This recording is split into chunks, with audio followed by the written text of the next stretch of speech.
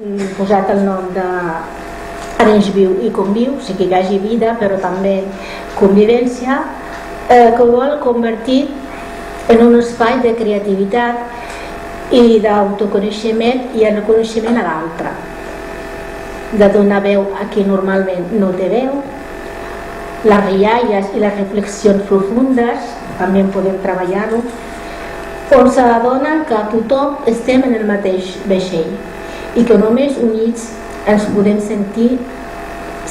sortir del bloqueig o els bloquejos i precarietat de la societat d'avui en dia. He proposat una sèrie de temes, d'activitats que podem treballar sempre amb la gent autòctona del país, en crear una escola de pares que funcioni durant tot el curs escolar, perquè així la gent que tingui contacte amb les famílies d'aquí i les nouvingudes, i a més crear tallers de generació d'idea de negoci per crear també empreses conscients i ètiques que a més donar-nos feina siguin tractats com persones, no com recursos humans d'usar i llançar. I després hem vist la demanda que també ens diuen la gent autòctona, doncs per què no feu també tallers de cuina, no? Perquè així tinguem una mica de relació, proximitat. Doncs també tenim la idea d'aquesta, de taller de cuina, de risoteràpia, també ha sortit aquesta idea perquè, per exemple, si fem algun tipus d'aquestes teràpies podríem espantar la por, que moltes vegades la por ens fa que tinguem aquesta resistència cap a l'altre. El taller de lideratge, també d'història de migració, o sigui, expliquem d'on venim i aquestes coses.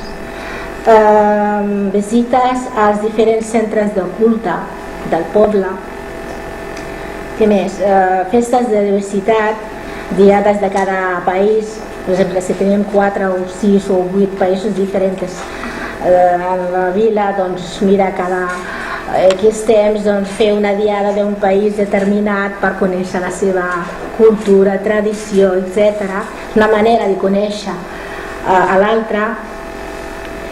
I sobretot el tema de la gent jove, visitar centres de drogodependents. Treballa molt el tema de la dona. Jo no fa gaire que he estat fent un treball de recerca al Consell Comarcal i també us asseguro, només agafant un tema del que és la dona ha sortit més d'idees i finalment hem quedat amb 59 propostes ja presentades davant de la consellera, que si voleu entrar al Consell Comarcal Maresme ho trobeu allà, i realment és agafant les problemàtiques de la dona de l'origen estranger que pateix, no? I pensem això, que es continua en la línia. L'infància, l'adolescència, que són el futur de Catalunya, ens donen suport per poder traslladar tots aquests temes aquí a Barcelona o qualsevol població que treballem les persones, la proximitat entre persones.